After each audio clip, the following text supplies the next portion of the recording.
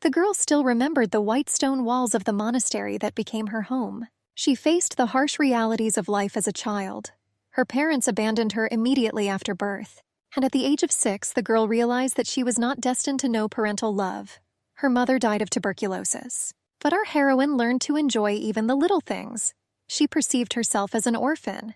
It was as if she never had a father. It seemed to the little girl that her life was not so bad. She lived like this until a family of ubiquitous snakes stood in her way. That family was ready to burn the duchy, which was her whole world for the girl. The little girl listened to what the nuns were talking about. The Cartiers emerged victorious in the war with the Lore family. There was an opinion that from the very beginning it was just a false show.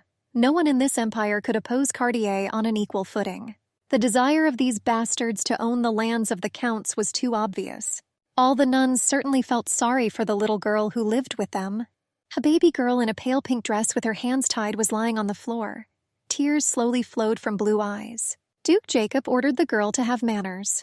He was the eldest grandson of the head of the Cartier family. The Duke looked at the blonde, smiling disgustingly. He congratulated the girl that she would become a countess.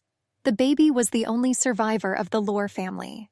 Jacob asked her ladyship to sign the document. The girl reread the document with horror in her eyes. The Duke rudely explained to the little girl that she needed to pay monetary compensation because of the war that started thanks to her father. The dividends amounted to 30,000 gold.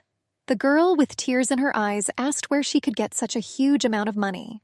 The Duke demanded a deposit from the baby. She will become collateral and will be forced to give up all the lands. Jacob mockingly offered to work for him. But if she works all her life, she still won't be able to pay off her huge debts. The Duke looked at the girl and realized that the girl's shape would be useful for other compensations. Jacob declared the blonde to be Cartier's property. The girl's name was Alicia Delore. According to documents from the year 989 of the Empire, Alicia was the head of the county. For a moment, the baby plunged headlong into the abyss. At the time of these events, the girl was only 14. 11 years later, the girl decided to run away. The girl was running along a forest path. A lot of guys followed her. Choking with fear, Alicia whispered that she did not want to die. The Duke, sitting on a horse, looked for the skinny woman and called her by name. The girl allowed herself to be bullied every day. She couldn't just let them finish her off. The girl tripped over something and fell. She lay on the ground and trembling ran through her body. The Duke was surprised that the girl suddenly began to resist. She knew very well that it bore the Cartier stamp. Jacob grabbed the girl by the hair and began to threaten her. If she had written a will and died peacefully, then her death would have been painless. Alicia begged to let her go. The skinny girl hit her owner in the face with all her strength. The Duke was furious. It seemed to him that the girl had gone crazy. Jacob hit the girl in the face with all his might. The blonde fell and hit her head hard on a stone. Her consciousness slowly faded away, and scarlet drops of blood quickly flowed onto the stones and ground. Her whole life flashed before the girl's eyes, and her soul left her body. The men were talking among themselves. They wanted to make it look like the girl had committed suicide. With the last of her strength, Alicia tried not to close her eyes. She did not want to breathe her last breath in front of these moral monsters. When the girl was able to open her eyes again, she did not understand where she was. From the experience, the girl abruptly jumped out of bed. The dark-haired girl was glad that Alicia had woken up. The skinny girl didn't remember what happened or how she ended up here. The blonde was told that she lost consciousness in front of the temple. The girl was at a loss and asked again. She understood that this event happened 5 years ago. Alicia remembered when she went to church before the new year. Carefully examining herself in the mirror, she noticed that she had no scar. Trying to get up quickly, the girl began to fall but managed to grab the window. Hearing noises from outside the window, he realized that preparations were underway for the Lord's birthday. A woman below was shouting to another to deliver a note of wishes to all the worshippers of the main temple as soon as possible. Preparations for the holiday were in full swing. People were fussing, some demanded more flowers, others were busy with the guest list. And our heroine stood at the open window. She still couldn't understand whether she really died. And what could she do now? She was disappointed that she would once again have to drag out her miserable existence.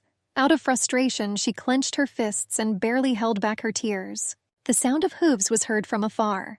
Black horses tapping their hooves pulled many carriages. Alicia was sitting on a hill. She looked blankly at the fluffy crowns of the trees. Our red-haired girl approached her and asked how Elisha was feeling. Without looking away, the blonde thanked her for her concern. The thin woman explained that she now feels much better. The girl in the green dress was happy that the skinny girl would be able to attend the celebration in honor of the Lord's birthday. The blonde realized that this holiday would be something grandiose. Her friend's green eyes shone with delight and anticipation of celebration. Elisha decided to face the truth without expecting too much. She noticed that this holiday had nothing to do with them, and if they do not finish the work on time, they will be punished for disobedience. The friends sighed that Elisha didn't even let her dream. The red-haired girl dreamed that luck would smile on them, that someone would decide to pay off their debts. After all, there will be a lot of noble families at the festival. Each maid wanted to return to a beautiful fairy tale. The knight of the Cartier family will be ready to refuse the mountains of gold that are offered to them, and from incomparable beauties. And they will prefer to choose as a reward a girl who will do laundry on the estate for non-payment of debts. The red-haired girl dreamed of romance from a fairy tale, where they would live happily ever after. Elisha asked her friend not to engage in nonsense. The green-eyed maid asked the skinny woman why she was so cold. And I was surprised that people change after hitting their head. They could change so much. Elisha coldly noted that people of the Cartier family would not be merciful, and they never give freedom to those who owe them. The blonde explained that she already knew Lottie's future. She was able to change her position in this hell, and having seduced Jacob, she became his favorite concubine. Then she turned away from her friend, asking not to think that they were friends before, so as not to disgrace her, which was even unpleasant to watch. But she did not remain in this advantageous position for long. After 3 months, the red-haired girl became food for Jacob's wife's dogs. Elisha doubted whether her friend would believe her, and she believed that it was Lottie who was the creator of her own destiny. The skinny girl decided to think about herself. After all, she died an equally insignificant death. And after all the nightmare that she had to endure, she had to somehow try to change the course of events. Lottie suggested that the blonde admire how the garden had been decorated before returning. She was sure that Uncle Bowden was so worried that someone would accidentally ruin his entire composition. But I was sure that everything would go well. The girl practically did not listen to her friend's chatter. Elisha was surprised that she could already smell the flowers right from here. Skinny, I thought that if fate gave her a second chance, then she was ready to die so that her feet would no longer be in this hell. She was ready to create her destiny with her own hands. I was ready to fail. But at least she will know that she tried to do something. She didn't exactly understand how she could escape Jacob's clutches. Elisha, thinking about her own business, did not notice that the carriages were heading straight towards her. The girls looked with admiration after the general's carriage. Gradually, guests began to arrive.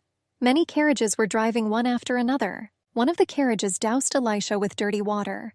Lottie asked her friend if she was okay, and she was horrified to see that Elisha's clothes were completely wet. The blonde shuddered and realized that it was Carol's carriage. Hearing footsteps behind her, the thin woman quickly turned around. Carol was the wife of the Duke. Carol repeatedly mocked the girl, suspecting that she was seducing her husband. The Duchess threw a bucket of edible liquid at the girl, disfiguring her face. And insulting the skinny woman, she explained that this is what she needed. Carol began to coo gently to the general. The maids chuckled and believed that she had deliberately followed his carriage. And they weren't surprised that Carol acted like she was an angel. A dark-haired guy with pronounced red eyes asked Carol to disappear from his sight. The guy's name was Lucerne de Caius. Elisha noticed that Carol had stopped her carriage the same way in the past. However, she then had to leave at the request of the head of the family. The girl realized that the past was repeating itself again. Carol did not understand that she was not welcome and continued to flirt. Lucerne was surprised that she called their meeting fateful. He was clearly unhappy with the sudden stop of the carriage. Carol was shocked by his calmness and rudeness.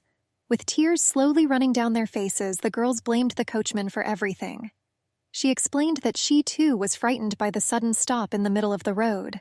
The guy remained completely indifferent and did not listen to the Duchess at all. But pay attention to our main character. The girl shuddered. He ordered the two friends to leave. Elisha was very surprised because in their past life they had quietly spied on the meeting of Lucerne and Carol until they broke up. Beads of sweat appeared on the blonde's face and tears flowed from her eyes. After all, the future was changing. Elisha didn't understand why he decided to pay attention to mere mortals. She realized that there was no way to avoid the conversation. Lucerne asked them whether it was now in the possession of Duke Jacob. The blonde couldn't hold back her tears. Hot drops rolled down from the cheeks and fell into the laundry basket. The guy asked who these girls were, but Carol advised him not to pay attention to the dirty servants. The lady was telling the brown-haired man how the girls seemed to her to be useless, lazy, that they didn't really know how to do anything. After all, her husband Jacob generously allowed them to work to pay off their debts. Trying not to fall on her face, Carol talked about how pathetic the girls were, that she can only trust them with easy work. For example, washing. Hearing this conversation, tears involuntarily rolled from Elisha's eyes. Lucerne asked the skinny woman why she was crying. Carol was furious and confused as to why the guy was interested in this question. The Duchess angrily asked how the girls could appear before the guests in such a form. After all, because of this, rumors could have spread that she was not able to monitor her own servants. Carol ordered an immediate apology to the general.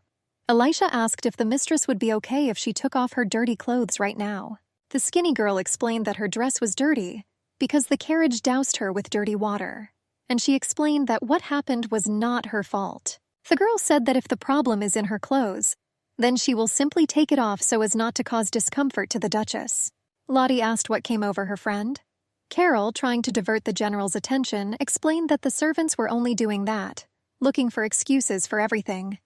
The Duchess held her head, and she wondered how the impudent girl dared to behave so obscenely in front of the great general. Lucerne didn't pay any attention to Carol, and he went to meet the maid. He repeated his question persistently. Lowering her downcast gaze to the ground, the girl apologized, and she explained that she was very upset that the clothes she washed had become dirty again. The guy felt guilty for this incident. With a sharp movement, he took off his cloak and threw it over the girl's shoulders. He believed that he was also involved in this incident. Lucerne ordered the girl not to reveal her weaknesses. He whispered in the girl's ear so that she would not allow anyone to stare at her, especially in this residence. Stretching and yawning from fatigue, Lottie noticed that this day had been completely unpredictable. Elisha holding her cloak on her lap. She was amazed that she had so absurdly encountered a man with the most terrible reputation in the entire empire. The girl remembered the guy's heavy and piercing gaze. When she looked into his eyes for a few moments, her body was gripped by animal fear, the trepidation of a victim in front of a dangerous predator. The girl suggested that Lucerne de Caillasse is similar to the creature that laid the foundation for the family. Perhaps the reason for this was the scarlet eyes, like a bloody ruby that seemed to look straight into the soul. Lucerne could lay the whole world at its feet, but his mother did not have a noble family or name, and only because of this he did not become part of the Cartier family. There were rumors that the head of the current family, who was distinguished by his heartlessness, regretted this. The inheritance in the ducal family was specific. Birth order had no role. They had to fight directly for power. The illegitimate child, to everyone's regret, had the most outstanding abilities. Lucerne was an ordinary knight, but by his age he had already risen to the rank of general. He commanded all the knights of the empire. He achieved his title on his own. But his main goal always remained the position of head of the Cartier family, for which he could not lay claim. At the age of 7, Lucerne swore to himself that everything that would not be his he would grind into powder, and if he wants, he will have no problem destroying the duchy to its very foundations. Elisha was fully aware of how dangerous this man was. Lottie asked her friend why she wasn't sleeping. The skinny one said that he was just about to go to bed. Yawning sweetly, the red-haired woman said that her eyes were already falling asleep and she was going to bed. The blonde understood that even though she had turned back time, but no matter how hard she tries, she still owes 30,000 zlotys. With sadness, she understood that until she paid, she would remain in Jacob's hands. Even if you try to escape, the mark will help you easily track her down. But the girl, before returning to the past, learned some secrets that Cartier kept. Each of the Duke's family craved something. Jumping out of bed, the girl realized that she needed to find someone who was angry with Jacob and had the power to crush him. The girl understood that she needed someone who could pay off a debt of 30,000 zlotys. She realized that Lucerne was the only person who had never bullied her. Without throwing the cloak over her shoulders, the girl realized that this was exactly what she needed. The girl heard that every time Lucerne came to the mansion, he stayed in the room where he spent his childhood. The blonde decided to head straight there. But there was one problem: get out of the annex where they lived. This was impossible for the servants because every night the main doors were closed to avoid the escape of collateral items. But fortunately for the skinny woman, she knew the secrets that the walls of this mansion kept. The girl used an invisible switch, opening a secret passage. The entrance connected all the hairpins of the ducal possessions. Elisha understood that as long as Jacob was alive, she would not be able to escape from the tenacious clutches of this family. Despite her fear, the girl walked forward. She felt like she had to meet that man. Lucerne sat in the bathroom and reflected on life. He didn't understand why things were always happening in this house that pissed him off. Lucerne was asked to choose a girl from fallen noble families. Each of the girls will inherit the title. The head was counting on a speedy wedding. The general was very annoyed that the old man could not sit still, and this attempt to marry him seemed very vile. The butler explained to Lucerne that the master insisted that he needed the title of nobleman. Lucerne explained that his father did not like the fact that as a knight, he could not participate in the battle for power. Taking out his sword, the man explained that he was very annoyed by this situation. He asked whether the butler could do it on his own to cut it all off at the root. Lucerne was already in the bathtub. He suggested that the old man was sorry that the lands he had captured went to the empire. Lucerne took a glass of wine. He noticed that this old man's greed knew no bounds. Unexpectedly, the general remembered the maid's face. Lucerne understood that he had finally softened and showed pity for the servants. He understood that she would not last long in the Cartier family.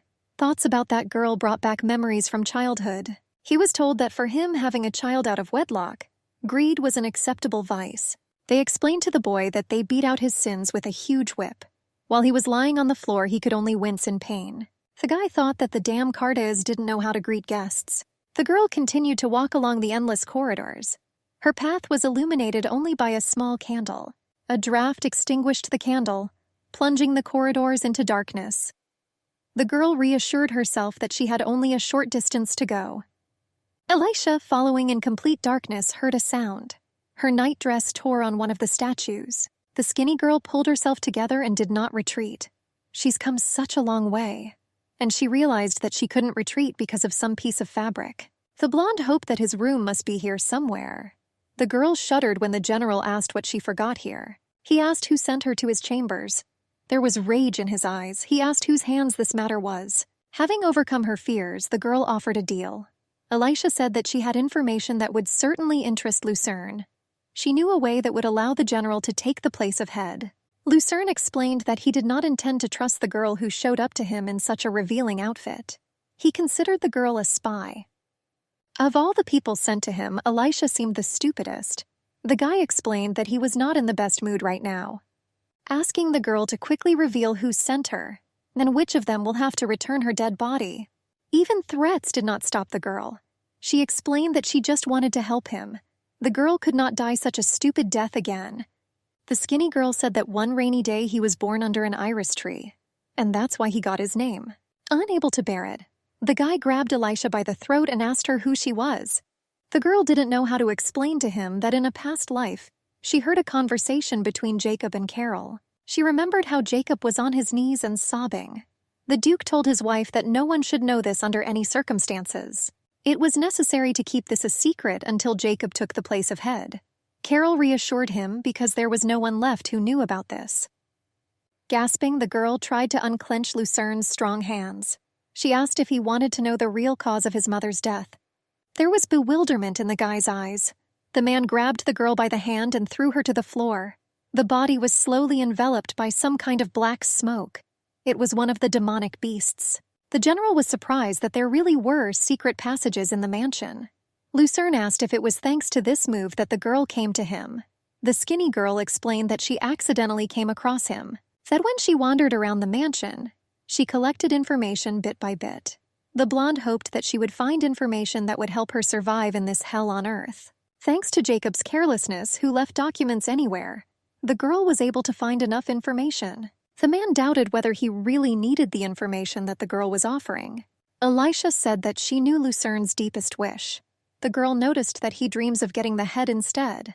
The general shuddered, and the girl noticed that if he does not achieve his goal, he will wipe this family off the face of the earth. The skinny woman noticed that he would simply destroy everything that could not belong to a man.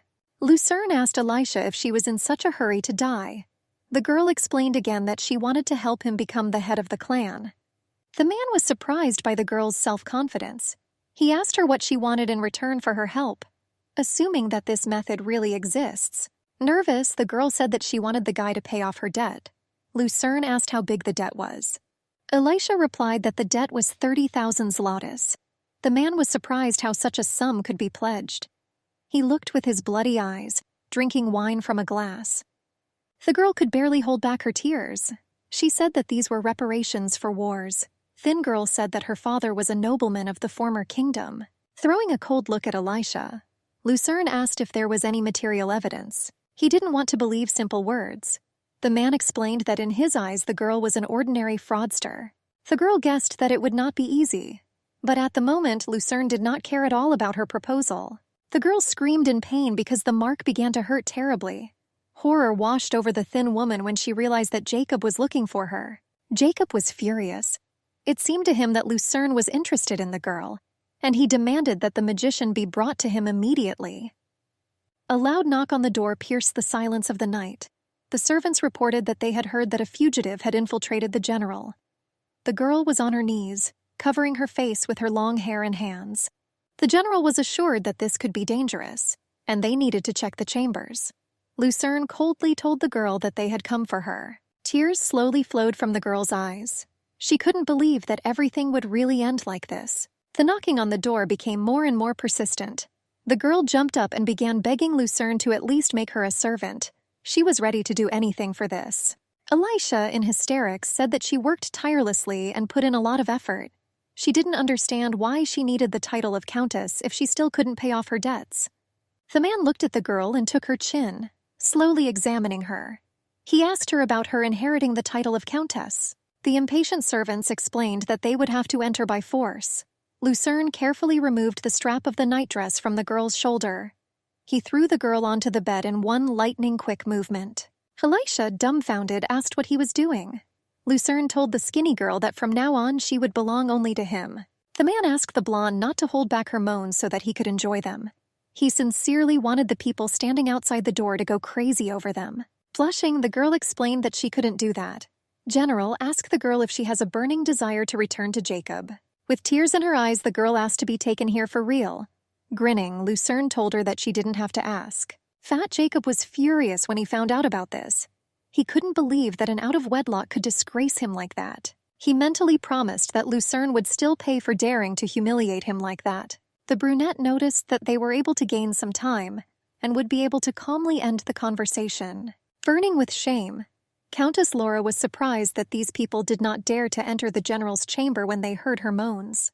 Lucerne ordered her to lay out everything she knew about his mother as quickly as possible. The girl explained that she could not reveal all her cards yet. After all, because of today's incident, she would not be able to survive without his protection. Elisha replied that she could not say a word to him until the general could guarantee her safety. In return, she was ready to tell him everything she knew and provide evidence. The man noticed that this was a little unfair. After all, she hasn't done anything yet, and she's already demanding payment. He explained to the girl that today they dealt Jacob's reputation a direct blow. People will laugh at him because he failed to take care of his property. Lucerne noticed for himself that words can usually become a powerful poison at first glance. He agreed to give the girl 30,000 zlotys. But in return, he wanted Elisha to marry him. Only this was supposed to happen today. Our heroine was shocked by the rapid development of events in her life. The advisor told the head that Lucerne had his eye on a girl belonging to Jacob. The younger heir noticed that today he had gone too far. The guy was furious that some bastard decided to take over the property of the ducal family. The fat man noticed that according to the law, both of them must be flogged and their hands cut off. Lucerne, who was present, noticed that the head had long insisted on marrying the holder of a noble title, and he replied with a grin that he had only followed his will. He calmly announced that he had decided to marry this maid working for Jacob, assuring that, as confirmation of his intentions, he spent the night with that girl. The head was furious that after Lucerne ruthlessly rejected the girls he had carefully selected. but he explained that the women sent by his grandfather were too good for him.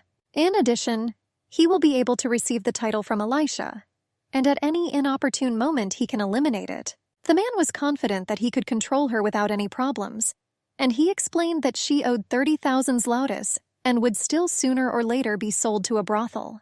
The general explained that he saw her as a treasure, while to Jacob she was just trash. Jacob jumped up abruptly, showing his displeasure to the general. The head abruptly stopped Jacob and asked what else would be 30,000 zlotys. The head did not understand where one girl had such a huge debt.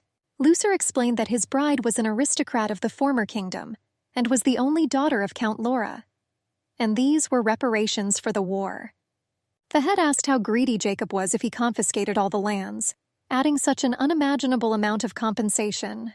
Jacob sighed, calling the head grandfather. The venerable husband was furious at such disrespect. He ordered the debt to be recalculated, and he ordered Lucerne to pay the appropriate amount. Lucerne replied that it was ready to pay all 30,000 zlotys. The man received permission from the head and was ready to start preparing for the wedding. The head said that he had one more condition. Alfalfa walked in on his future bride and buttoned the back of her dress.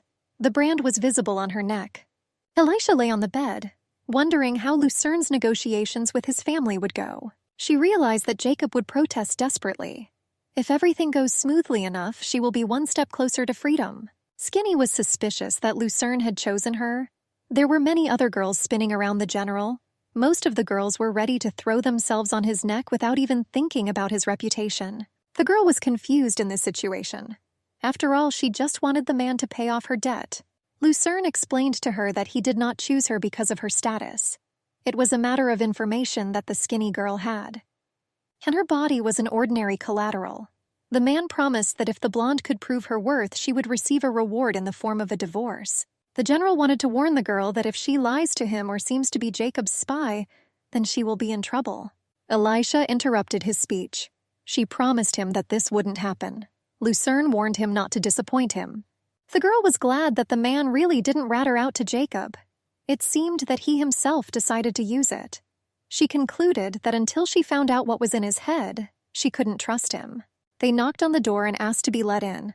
After the lock clicked, two men in uniform entered. They introduced themselves as Knights of the Black Lion Order, led by Lucerne.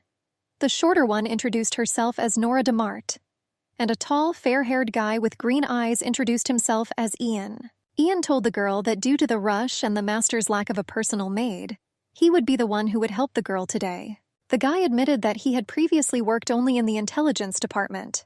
The confused girl replied that there was nothing wrong. The Black Lion was an order that was under the control of Lucerne. Only knights who were personally trained by the general himself entered the order. To date, there was not a single person in the empire who had not heard of this order. Ian was one of Lucerne's closest associates. Noble ladies often fell for the guy because of his handsome appearance. Nora was one of the few female knights in the empire. In the past, a female knight helped Elisha in a difficult life situation. Nora handed the girl the documents and asked her to look at them as soon as she finished preparing. Elisha was surprised by this contract and did not understand what was happening. Lucerne asked Ian why he was here. The guy explained to the general that they couldn't find someone to help with hair and makeup. The man asked if the bride had signed the contract. The knight replied that she simply did not have time yet. The girls felt uncomfortable wearing something so elegant and expensive for the first time. She thought it all looked strange on her. The general waved his hand, allowing the knights to go. Feeling the man's appraising gaze, Elisha thought that such clothes did not suit her. Lucerne hugged the girl by the waist and complimented her. Very embarrassed, the girl asked not to exaggerate. The man smiled and said that you would look forward to the girl showing him something better. The general asked the girl to sit down and read the document, and she thought that Lucerne was playing with her. Since the preparations were complete, he asked to sign the contract. Jacob's men were due to arrive in about half an hour. The girl was horrified, because the contract stated that she had no right to demand a divorce throughout the marriage. Every day spent in marriage will be equal to another 10% of the original amount. If she demands a divorce, she will have to return 30,000 zlotys and interest accrued at the time of the divorce. And if the divorce was due to the fault of the bride, then she was completely deprived of her freedom. By signing this contract, the girl practically doomed herself to eternal slavery. The girl's voice trembled with uncertainty. but she refused to sign. Lucerne was shocked that the girl changed her mind so quickly. The bride explained that her decision to follow the general was still unchanged, but she demands to reconsider the terms of this contract. The general sternly said that they do not like to bargain. Elisha suggested that if he is not ready to trust her, then he can interrogate her using truth serum. The man was confused. After all, he did not understand what was on the bride's mind and what she really wanted. The girl coldly asked when they would divorce. The man explained that they would divorce as soon as he found a replacement. The thin woman clarified whether she could be free when a man took over instead of the head. Lucerne reported that the encroachment of an illegitimate child on the position of head is equivalent to treason. He doubted that if he took this step, the girl would remain safe. Elisha asked a logical question. After all, if Jacob or Marco becomes the head, she and him are unlikely to be able to survive. And she believed that he knew this very well. The man asked the blonde if these were all her conditions. The girl asked to remove the clause on adultery. After all, it will not be difficult for interested people to frame everything as treason. Also, using her name, he must not sell drugs or weapons. The man was surprised by such specifics. It seemed to Lucerne that this was not the first time the girl had encountered something like this. The girl involuntarily shuddered at the groom's words. When the contract was changed, the girl signed it. Lucerne asked if she was happy now. The girl nodded silently in response. The man squeezed the thin woman's hand tightly and asked her not to forget that this did not make her freer. When the girl signed the contract, Lucerne offered her to consummate the marriage as it should be. 3 days later, the man freed the bride from the tracking magic. The man fed the old mark to his shadow, which caused the girl unbearable pain. Now Lucerne will be able to track the skinny woman wherever she goes. The blonde wanted to look at her new mark. The man drove out those 2 elders with threats. The girl looked in the mirror at her neck and the mark on it. She thanked the groom and said that she felt much better. Everyone around was wondering what kind of girl she was for whom they paid 30,000 zlotys. For the last 3 days, conversations about this have not subsided. Most likely, Cartier suspected something was wrong. Therefore, the head insisted on a wedding ceremony. The guy was thinking about putting another mark. The groom bit the girl on the shoulder, causing her to scream loudly. The priest asked the bride and groom to approach the wedding altar. The girl could not believe that she would now become the bride of Lucerne. The views of the pretenders to the throne were unkind. She said that the slaves did not know their place at all, and that crazy woman could use a couple of blows to straighten her brains out. Others were surprised that she dared to wish herself the rays of life, and they believed that insects like her could not even quietly dream about it. The girl caught herself thinking that she was scared. The guy noticed that he had put the mark, and from now on the girl was only his. Lucerne wanted the girl to upset his shoulders and behave like his wife should. Elisha was pleased that she would stand proudly in front of people who had previously wiped their feet on her. Previously, the girl could not even imagine this, and now she was already standing at the altar. The priest asked to read their sacred marriage vows before God. Elisha was amazed that after her horrific death, she would be lucky enough to have another opportunity. From now on, she can start a new life. It seemed impossible that Lucerne de Caius would always be by her side as a husband. The thin girl promised herself that she would never miss the chance given to her by fate. She had a chance to take revenge on this damn family for ruining her life. When the man put the ring on her finger, the girl dreamed of finally becoming free. The priest, today 995 from the founding of the empire, blessed Lucerne de Caius and Elisha de Lore. He declared them husband and wife. A banquet was held in honor of the wedding of the general and his charming wife. The head of the family sat in a place of honor. On his right hand stood Lucerne. The gray-haired man said that he did not understand his true motives, but he was sure of one thing, since he entered into a marriage that he had previously avoided in every possible way. That means his wife managed to hook him with something worthwhile. The brunette assured that his chosen one was quite an interesting person, and this intrigued him greatly. The head looked from afar, watching Elisha. He said that time would tell if she really deserved 300,000 gold. And our heroine was ready to cry from resentment and discomfort from the many appraising glances. Her eyes were red and noticeably moist. She was surprised that precious treasures and famous paintings were easily displayed at the banquet for everyone to see. A lady approached unnoticed and asked what Elisha was looking at so intently. She involuntarily shuddered in surprise. The lady smilingly explained that these were gifts prepared by the grandchildren of the head for his birthday. It was Ariane, Marco's wife. The head of the Cartier family had 3 sons. Currently, only his second child remains alive, and he became Manhwa, devoted himself to religion, and received the rank of priest in the temple. And he strived with all his might for the title of Great Pope, the absolute pinnacle of temple power. In a struggle for power within the family, he left his son, Marco, in his place. Not only his father, who was the granddaughter of the Great Pope before last and now expanding his influence, helped him achieve the desired place of the head of the clan. Once they even kidnapped Elisha, mistaking her for Jacob's confidant, and tried to extract information about him. Then they were still surprised that the girl turned out to be so tenacious. Marco guessed that she might not have known, or was that loyal to Jacob. And his wife doubted that people who could only grovel before others and silently follow any instructions could know.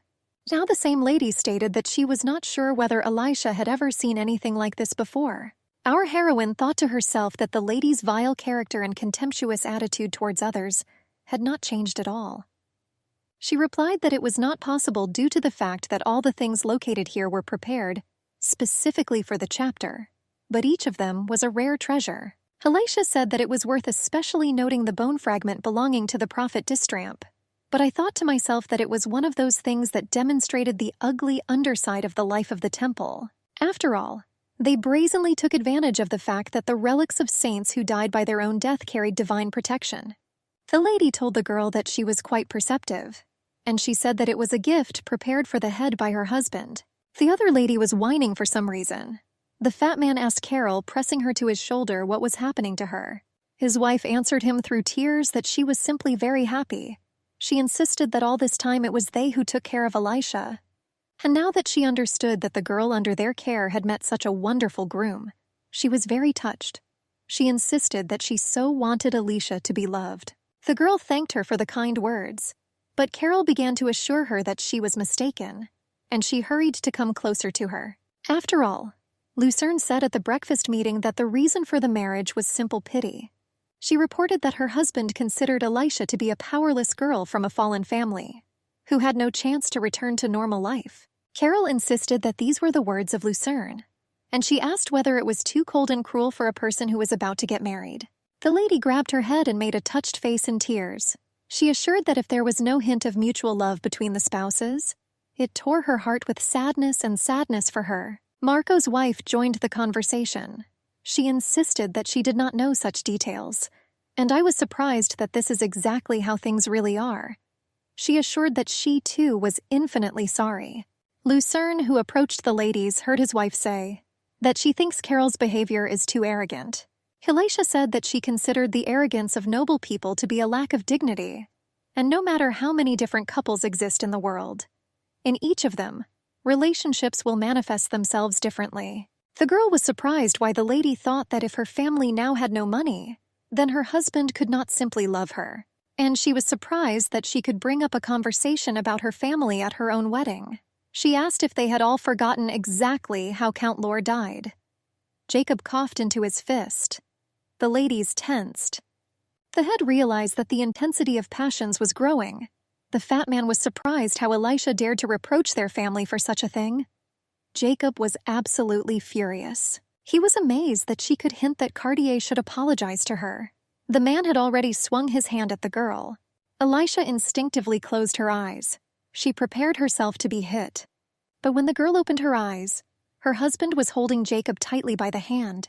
He said that he had absolutely no manners. Lucerne told him that he would like to remind him that he should not raise his voice in the presence of the head. Jacob rubbed his shoulder. He asked what he allowed himself here. Carol was seriously worried about her husband. Elisha was also worried. Carol asked her husband if everything was okay with him. He whined that how dare he be so impudent to treat him like that. Elisha was ready to cry. Carol still couldn't calm down. She addressed the head. She was sure that such an act was not at all typical of the general, and the lady suggested that it was possible that the harmful influence of his new wife was to blame.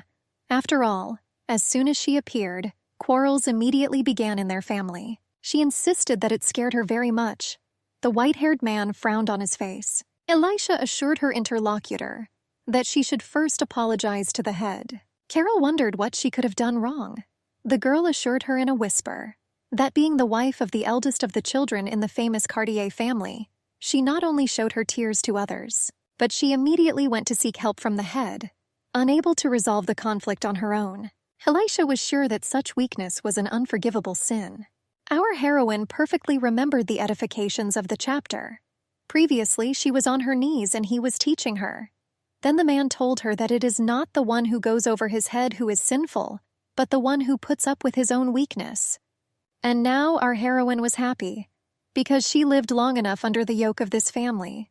She was easily able to find words that pleased the head. The gray-haired man thought, resting his head on his fist.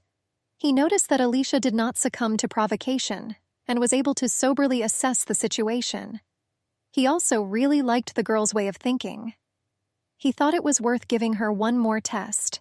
Meanwhile, Carol was angry, gritting her teeth tightly. How dare that girl shame her right in front of the head?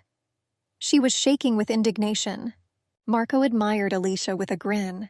He was surprised that she could be so sexy, and he praised Lucerne for his insight.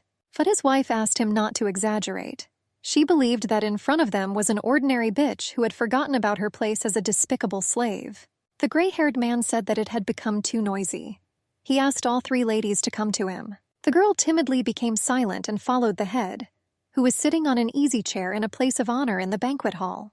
The man said that he happily accepted all the gifts that they prepared for him, that each of them was of special value, which in his opinion was not easy to obtain. Carol pointedly pointed at the picture and spoke, that this is the 34th fantasy by the great artist Ilump. And to get her, her husband made a lot of efforts.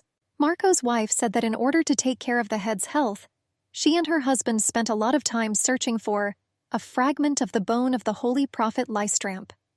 She assured that it was rumored to give longevity to its owner, and her father was now making every effort to get the place of the great pope and become his new force. Elisha understood that the main reason that Manhwa was targeting that position was something else, that he wanted to gather forces around himself and make his son Marco the head of the Cartier family. But the current head was against it, and he did not want to see Murch as the great pope. The lady said that if only he would help them a little, they would be very grateful. The head of the Cartier family was sure that in a couple of years, they would already have such an opportunity. He wanted to hear Elisha's speech about her husband's gift. He asked her what she would say about this. Our heroine was a little confused at first. She admitted that it was the first time she had seen something like this, and he prepared without her participation. Therefore, she could not say anything special. However, she insisted that she had previously heard about the head of the dragon Arthrat, captured by the general about 3 years ago. Elisha judged that this time the head was much smaller than the previous one. She suggested that her husband was going to present a larger dragon for the 80th anniversary of the head. Lucerne covered his face, holding back his emotions, and the girl continued speaking. She insisted that she thought that her husband wanted to say with his gift that he wished the head to remain healthy and full of strength until that moment. Elisha was sure that in a couple of years a huge and strong dragon would appear. She believed that he would bring with him much more opportunities. The gray-haired leader laughed sincerely. He told Lucerne that his chosen one was not as simple as she seemed. And the brunette recalled that he had previously said that he considered her a very interesting girl. He believed that the day was near when the chief would say that 30,000 gold pieces was too small a price for this treasure. He wondered where the girl had been hiding all this time, and he asked her to introduce herself, asking if her name was Elisha. He said, smiling, that he allowed her to look at him even without any good reason, and he thought it would be wonderful to talk with her about time. Our heroine was beaming with delight, pleased with herself and the impression she had made. She assured that she would gladly take advantage of such an offer and opportunity. When the family celebration ended, Lucerne and his wife went down the steps. He told Elisha that it was thanks to her that he enjoyed his first family gathering. The general, smiling, assured that he was glad to observe such intensity of passions from the sidelines. He now called the girl to come with him. He reported that they still needed to spend their wedding night today. Lucerne extended his hand, but the girl did not dare give him hers in return. With a short pause, the general's hand touched Elisha's. The couple were about to board their carriage. Jacob shouted hey to them from the open window. He shouted bad words after the girl from the balcony. Jacob was furious that the girl was not grateful to him for feeding and clothing her all the time. The eldest heir quickly descended the stairs. Jacob also wanted to hurt Lucerne. He explained that Lucerne's chosen one was just a girl whom he used and threw away. The fat man wished the newlyweds to burn in hell. He called them bad words. The general could not stand such impudence. He told his wife not to look away and watch what was happening. Lucerne quickly approached his half-brother. Along the way, he rolled up his sleeves. With one blow, Jacob was thrown back a couple of meters. The eldest heir fell and abrasions appeared on his face and blood gushed from his nose. Before the girl left the rotten place that became hell for her, she heard Lucerne congratulate her on her wedding. Drops of the eldest heir's blood were visible on the brunette's face. When the guy congratulated the skinny woman on her wedding, it became the most exciting congratulation for her. The couple was traveling in a carriage. The general informed his wife that they would be staying at a hotel on their wedding night. The brunette promised her that tomorrow they would go to his mansion, which was located in the capital. The girl could not calm down. After all, it was the first time someone had hit Jacob in front of her. The girl asked if he really considered weakness a sin. The man looked sternly at his wife and coldly answered yes. Convulsively clutching the hem of her dress, the girl realized that he was the same as the other Cartiers. Elisha realized that it was foolish to hope that he hit the insolent man because of her. The girl felt sad that she did not become truly loved. The skinny girl calmed down that only the contract connected them. Noticing his wife's upset face, the general asked what answer she was expecting. Elisha explained that she brought up this topic in order to gain the favor of the head. The man was pleased that the bride was honest with him. The girl explained that her main goal was to survive. The blonde insisted that her emotions would never get in the way of her husband. The man realized that he needed to try hard to maintain his relationship with his wife, a relationship that was based on mutual use of each other. Lucerne pulled his hand, causing the girl to involuntarily shudder. He noticed how fragile and helpless the girl was. The general asked his wife how it was possible to hate weakness by looking at her. The man asked his wife if she was satisfied with his answer. He asked the general not to probe him. After all, every time the girl tried to do this, he really wanted to eat her. The man's attempts to kiss the skinny woman were unsuccessful because the wheel fell into a hole. Lapis, a wizard of the Order of the Black Lion, the eldest of the twins, sobbed bitterly when he learned that the general had bought himself a bride. Lasley's younger brother tried to calm him down. Knight's Corin did not understand what was the point of marrying Jacob's subordinate. He suspected the girl of being a spy. The blue-eyed guy with pink hair noticed that she was not bought as a slave, and that she is definitely not a spy. The knights and wizards began asking a bunch of questions. The blue-eyed guy noticed that the girl was very quiet and modest, and did not give the impression of a bad person. Moreover, he believed that the general was not one of those people who could be easily fooled. The knights were surprised that Lucerne did not tell them that he was getting married, and they did not receive an invitation to his wedding. Lapis began to cry again. He was furious and decided that the general was simply neglecting them. By evening, the carriage had already arrived in the capital. The general offered his help to the bride, offering her his hand from the carriage. The knights did not understand who their general could be a kind and attentive person. Lucerne easily picked the girl up in his arms. Confused, she replied that she could walk on her own. After all, she realized that she had to show herself to the knights from the best side. They were surprised by what happened in the carriage. Her husband's bite was visible on Alicia's neck. One of the guys covered the children's eyes. The skinny girl, catching everyone's gaze, realized that it was a complete failure. With excitement, the hotel employee was already in a hurry to greet the dear guests. He said that it was a great honor for him to receive the great general and his wife at the hotel. The worker offered to visit if there was time. The general interrupted his speech, saying that this would be their wedding night. Lucerne looked at the worker and threateningly asked them not to bother him. He promised to take his head off his shoulders for disobedience. Hearing this, the worker hiccuped nervously. The man carried the bride into a luxurious room and carefully laid her on the bed. The girl realized that they would do this. The brunette gently began to undress the girl. He began to lower her dress, exposing her shoulder.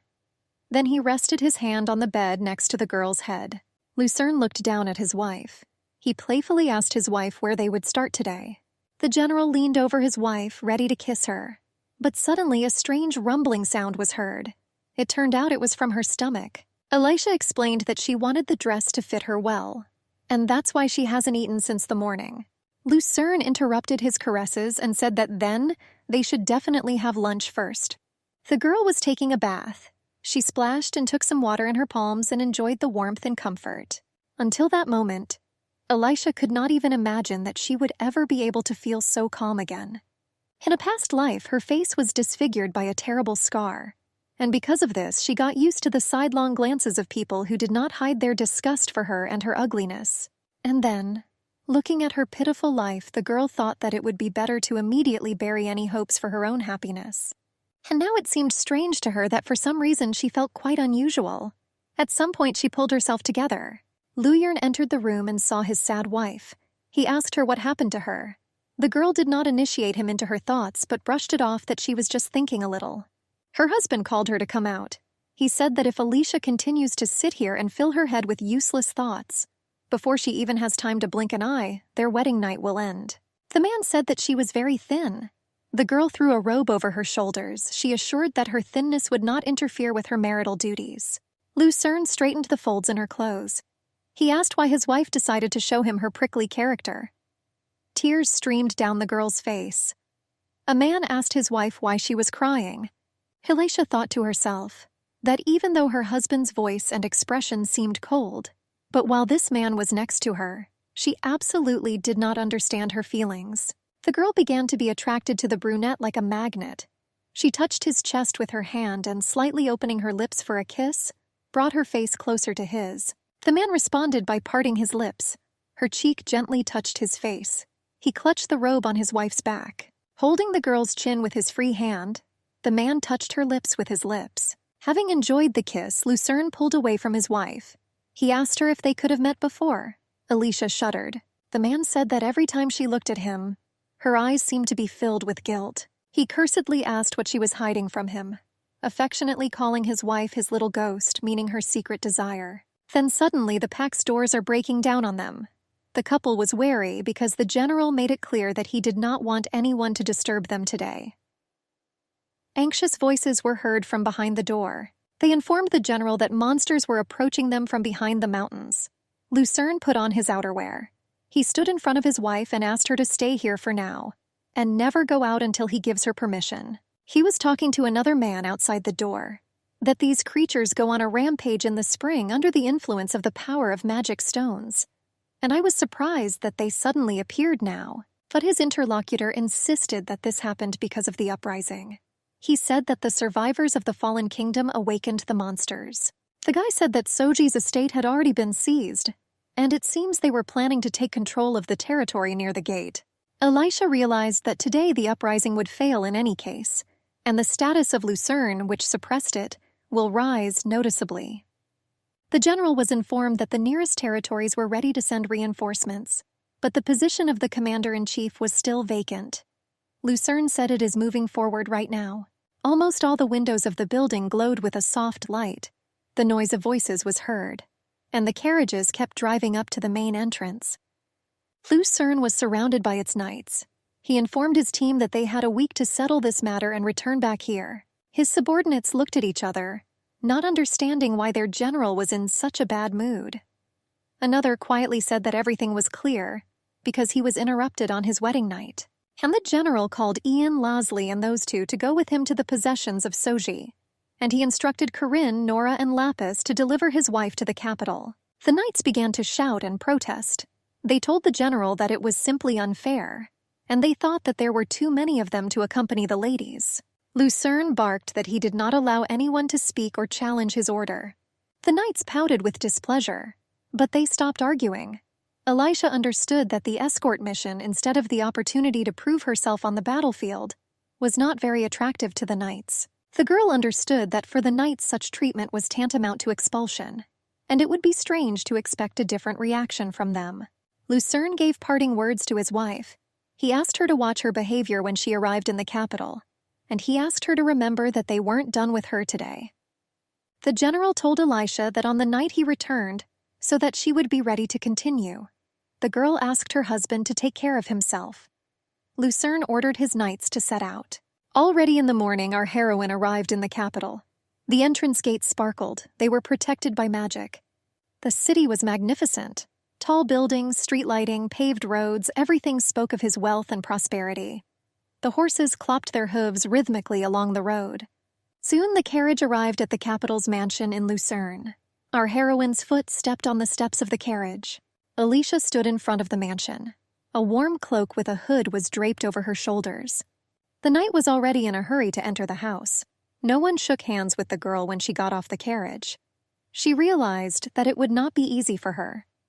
The servants who came out to meet them huddled at a distance and whispered among themselves. Alicia realized that for everyone here, she was just a fallen woman, only in words having noble status. The older man greeted Lady Alicia with a bow. He introduced himself by the name of Henri and was the butler of this house. He said that if she needed anything, she should feel free to contact him. The girl thought everything was fine. She said that she would like to see the training ground for the knights. Henri was surprised by the lady's wish, and just in case, he clarified whether she was sure that she really needed it. Alicia confirmed that she was firm in her decision, and she asked to take her there. She decided to show everyone that she could also be useful. The butler assured Alicia that the training ground was not a place for a noble lady to visit, and he said that most of the soldiers are now absent due to the current situation. Henri reported that the troops and everything connected with them were under the control of the general. He believed that the lady should have done a better job of inspecting the residence.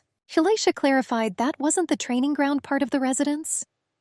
Henri asked for forgiveness for allowing himself too much, and he asked permission from the lady to take her there. The butler noticed the girl's upright posture, but he also saw her rough hands.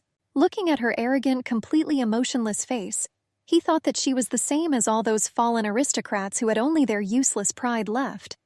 However, Henri had to admit to himself that his initial judgments were wrong. He walked Alicia along the path, and he assured her that due to the small number of servants, the house might seem a little unkempt. And he convinced her that they had paid special attention to preparing her room. The butler assumed that the long journey might have tired the lady. Then there was a cry of, "Grab him!" An animal ran along the path straight towards Alicia. 2 maids and a fragile boy were chasing him. He was indignant that it was really so difficult to keep track of his pig. The animal had a magical tracking mark on its thigh. Having reached Alicia, it stopped in shock and sat down on her legs. Soon the boy caught up with him and fell on top of him, glad that he caught him. He asked the pig that it would continue to escape from his laboratory. Alicia smiled, but the guy continued to look at her gloomily. He silently turned around and walked away, carrying the animal with him in his arms. The butler told Mr. Lapice that he should greet his lady. Henri asked Alicia not to be angry with the young man. He said that he was only 14 years old, and he was sure that at such a young age he, like his twin brother Laszlo, was already a wizard of the empire. The girl said that there was no need to worry. After all, she understands everything, and she believed that it was not worth forcing wizards to be polite. Henri was surprised that the lady had already had to communicate with them. In response, Alicia only smiled mysteriously. The lock clicked and the door opened in front of her. She thought they were playing a joke on her. There was a Fivichan world clock in the house, which had been counting time since 503 according to the imperial calendar. There were also flowers forged from pure gold. Even the vase underneath was an ancient relic. The pictures around were also amazing. After all, each of them was a masterpiece, which was the cherished dream of any collector. And at auction, they would cost unrealistic money. But some kind of unreal devilry was happening to the house itself. The paintings hung unevenly, it was dirty and untidy. Alicia asked the butler in surprise where such things came from, and he reported that every time the general returned with a victory, the imperial family gave him something valuable as a reward. Henri said that Lucerne, as a person absolutely not interested in art, was indifferent to where those valuable gifts were. He asked Alicia not to worry, and he assured her that the really important things were kept in the mansion's treasury. The girl thought, what if they couldn't take care of the valuables right in front of them? She was afraid to imagine what was going on in the treasury then. She resolutely said that things would not work out that way, and she began to roll up her sleeves. The butler was dumbfounded. Alicia said that the first thing they would do was clean up, and the man could not imagine that anyone would have thought that in 3 days he could have changed so much. Now everything was shining and sparkling clean. On the very first day, the girl decided to go and greet the servants herself. After all, she believed that they were already very busy. I thought that in order not to distract them, it was better to come to them myself. The maids were just cleaning. One washed the floors, the other wiped the dust. And after staring at Elisha, one rare vase began to fall. The maid didn't even have time to groan, afraid that she would die because of the broken vase. But when she opened her eyes, Elisha was contentedly holding the vase in her hands. And she asked to be careful and not make mistakes. The girl thanked the lady from the bottom of her heart. She was surprised by the new mistress's reaction to the maid's mistake. Quite a bit of time passed, but the atmosphere in the mansion has changed significantly. The door creaked and the butler entered.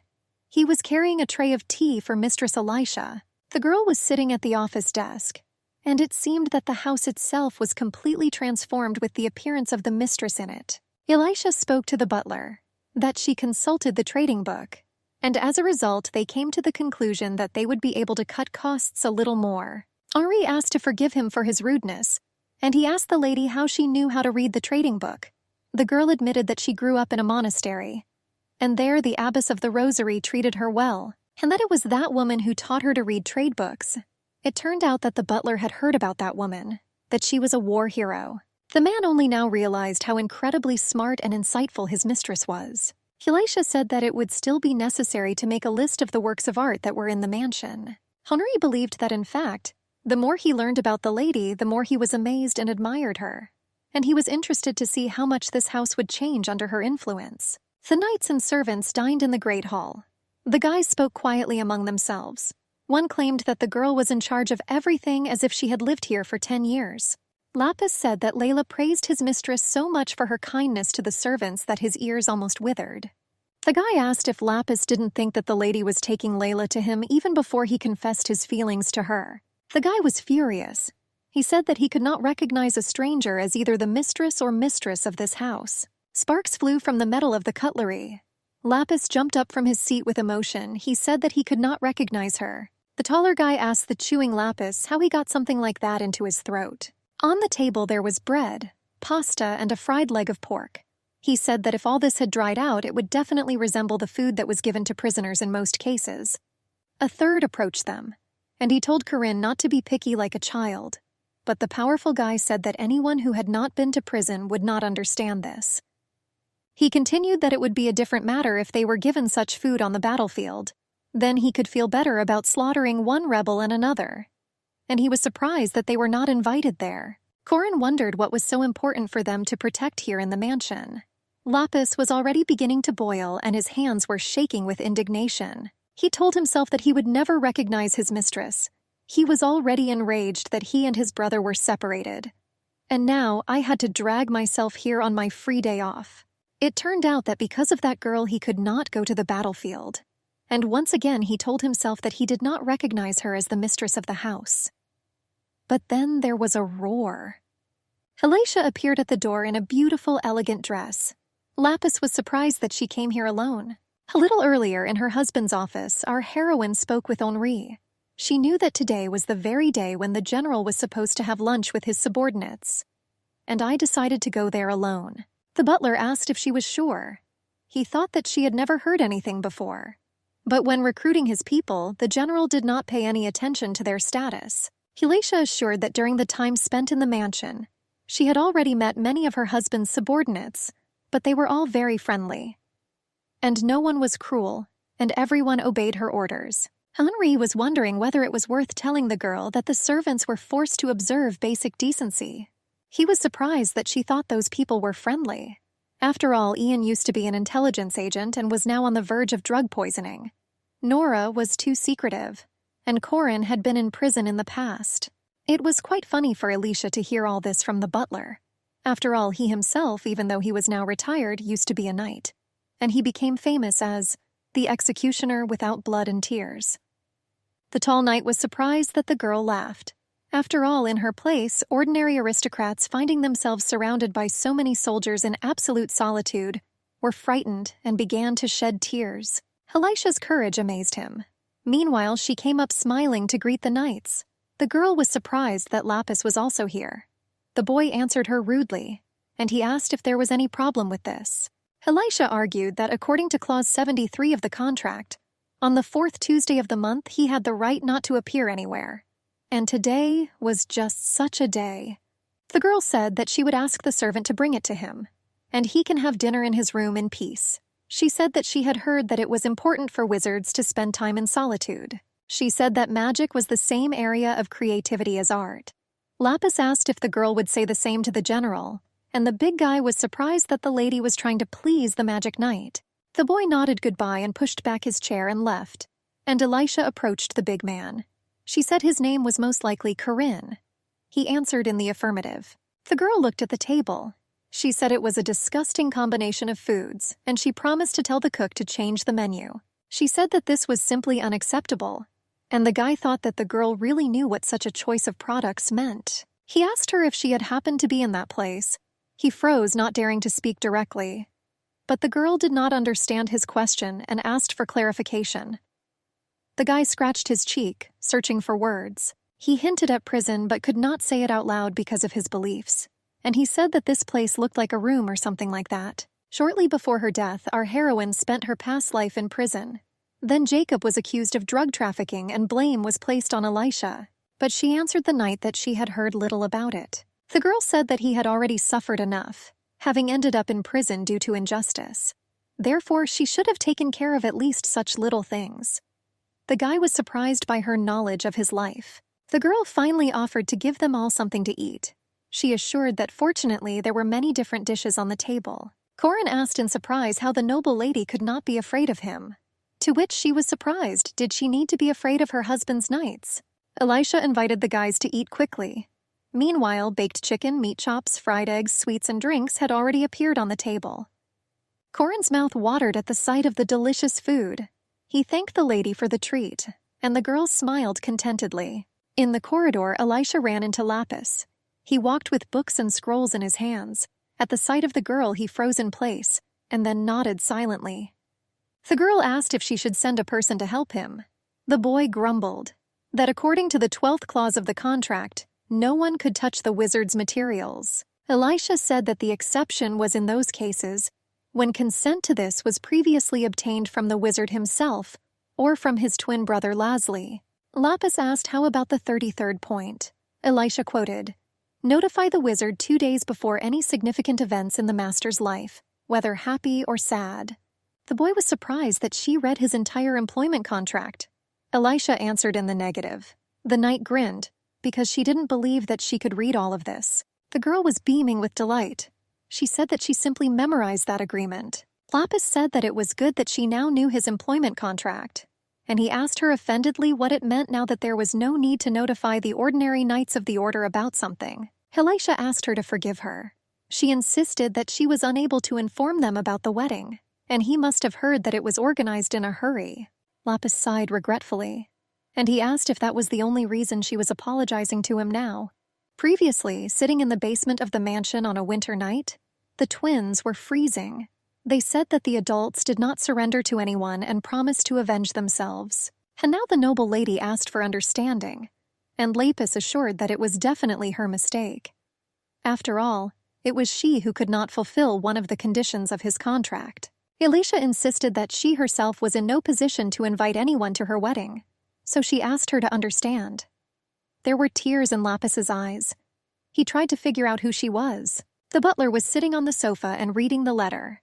It spoke of war, bloodshed, monsters, injuries, the success of his master Lucerne on the battlefield. Elisha was sitting on the sofa, enthusiastically reading something by the candlelight. There was a knock on her door. She found out who came and asked Arnie to come in to her. He edifyingly told the girl that reading, of course, was useful, but he thought that the girl should have taken care of the health of her eyes.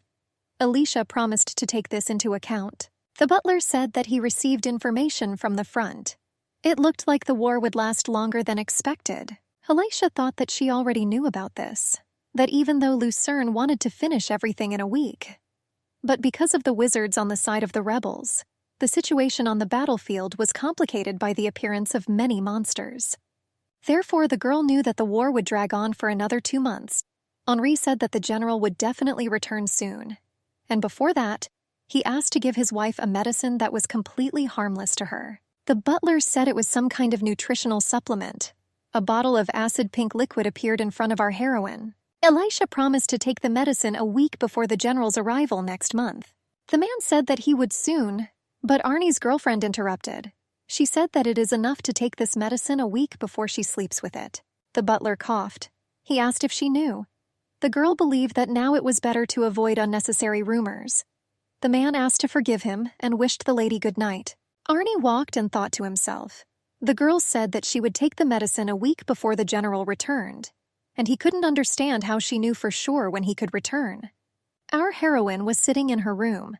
She told herself that she was going to take care of contraception herself, but when I received it so directly, I felt a return to harsh reality.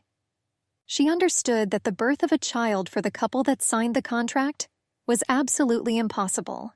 A whole month has passed since Elisha arrived at the general's capital mansion, but she knew that she shouldn't relax.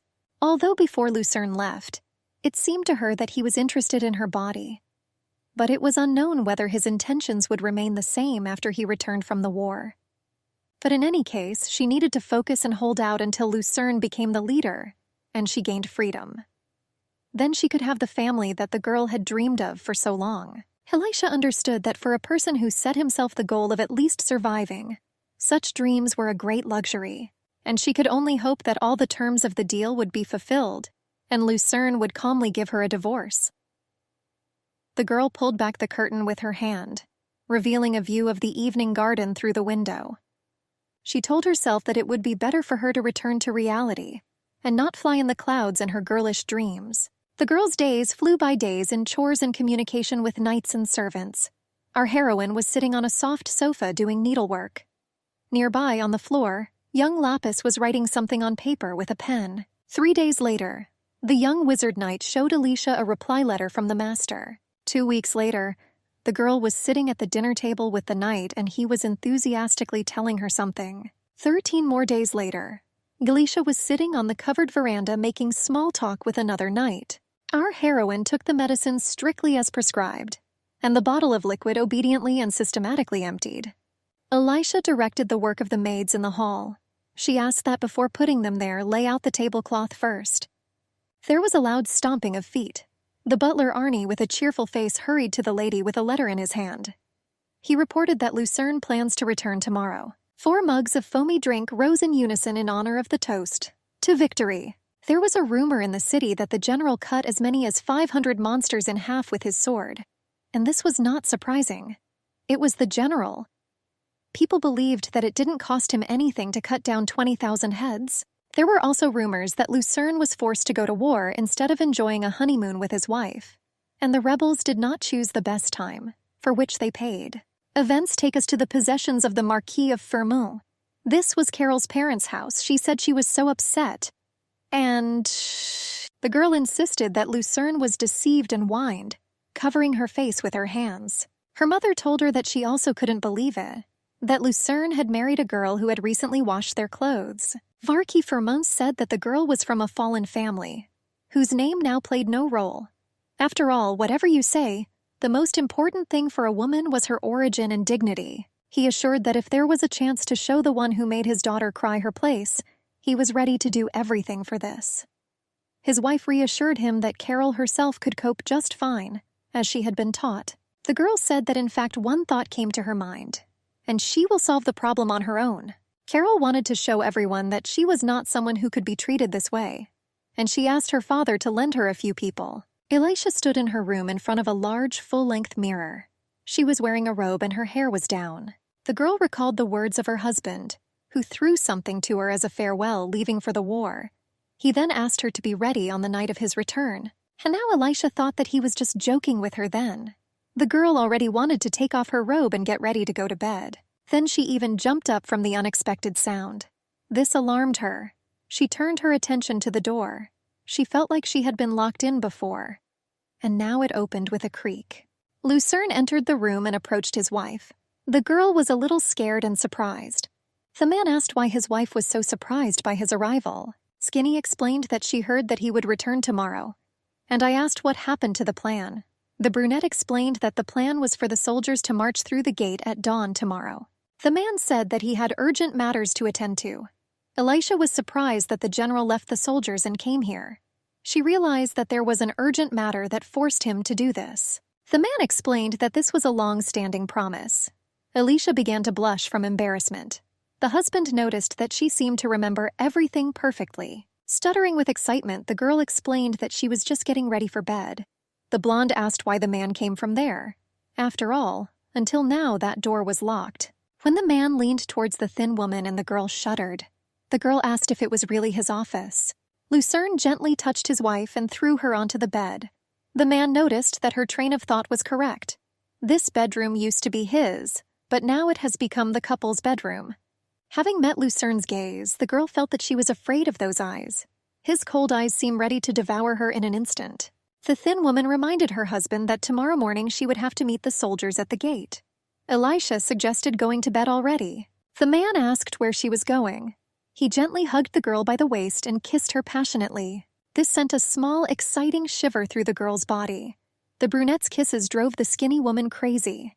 They deprived her of any ability to think soberly. The girl, looking into his eyes, coughed, hinting at something. The man lay down on his wife's lap. He explained to her that this would not happen today. Because of the upcoming victory parade, he had no more than 2 hours of sleep. The man asked his beloved not to be upset and to be patient. After all, he will soon fulfill his promise. The girl asked why he thought she was upset. Elisha lowered her robe a little from her chest and collarbone. She was sure that he would go to the end. The blonde asked if it would be possible to go outside the mansion. The girl explained that it was a surprise to her that he forbade her to leave here. Sighing, the brunette explained that he expected the war to end quickly. He was not informed that his wife was trying to leave the mansion, so she can go out tomorrow afternoon. The general suggested we eat together. Elisha was surprised, but agreed. The husband allowed her to go out at other times if she wanted. The girl, peering into his face, realized that he really was a strange person. The sun's rays quickly woke up the girl. The skinny girl didn't remember when she managed to fall asleep. The girl did not understand how she ended up under the blanket. She couldn't help but feel as if what had happened was just a dream. Our heroine quickly got ready. The carriage was already waiting for her at the front entrance, and the servants accompanied the mistress. The butler partingly asked the girl to be careful. Elisha apologized to the knights that she would again have to provide them with some inconvenience. The knight explained that everything was fine. After all, most of their squad does not like eating in the imperial palace. The girl said that before going to breakfast, she had to look somewhere else. She promised that it wouldn't take much time. The blonde noticed that she had received the general's permission. Elisha walked through the back door. The guards explained that the knights would have to wait outside. The blue-eyed knight explained that the parade would start soon, and there would be a lot of people everywhere. The guards put their hand on the hilt of the sword and asked the knights to move away. Elisha explained to Nora that everything was fine, and she would finish within 10 minutes. The blonde promised them that nothing dangerous would happen. The knight made a promise that the lady would not leave the store. The girl entered the Spencer Brokerage Company, asking the knights not to worry. Because the agency was an expert in the real estate market, it carried out dozens of transactions every day. It was not surprising that their security was so strict. The girl wanted her purchase to remain a secret from her husband. When the girl entered the door, the gray-haired man asked if she was looking for something specific. The girl was interested in a piece of land that was located near the enchanted forest of Ulif. The man was surprised that the noble lady was interested in this property. In addition, it was soon to be put up for auction. Elisha explained that she had been there before. She was interested in buying this place. This was a long-term investment. The man handed Elisha documents with the estimated cost of the land. The skinny girl was a little disappointed because she was expecting a lower price. But if it helps put Lucerne at the top, then it's worth it. The man was surprised that the blonde had such information. This one was not accessible to a simple noble lady. The man decided to warn the girl that this land was rumored to bring misfortune. The realtor placed a huge stack of papers in front of the girl with a crash. He suggested choosing a better option if she needed a country house. Smiling, Alicia replied that it was not worth it. She insisted that she liked this land. Skinny explained that the city is full of hot springs. Once you start digging, you might be lucky and find at least one, if Lady Luck is on her side. The gray-haired man was dumbfounded. It seemed to him that the girl had no plan at all. The girl thought through her every step in advance. If Lucerne finds out about this conversation, it will be an excuse. The man said he would send detailed information to the address given by the girl, and she said goodbye while leaving, but touched the basket with papers. Her gaze fell on the document on the sale of the Rose Mansion. The man said that this is a luxurious mansion for single women. He offered to send information about him, too. The girl knew that it would be nice to immediately find a place for a quiet life after the divorce. When Elisha left the brokerage firm, she found herself in a noisy crowd. She was elbowed quite hard. Thin Girl realized that the parade had already begun. The crowd praised the general. The girl understood the delight of the crowd, because her husband always stood guard over the empire. Elisha couldn't believe that this was the same person she saw at night.